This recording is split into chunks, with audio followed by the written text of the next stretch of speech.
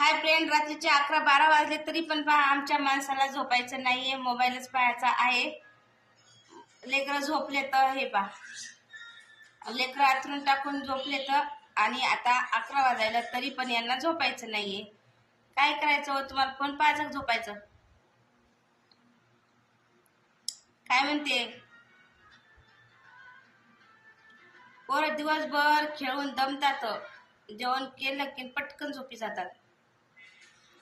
आतलं नाही टाकलं मी, ते एकच टाकेल होतं, त्याच्यावरती लाईन झोपलं, मोठं झोपल्यावर झोपलं.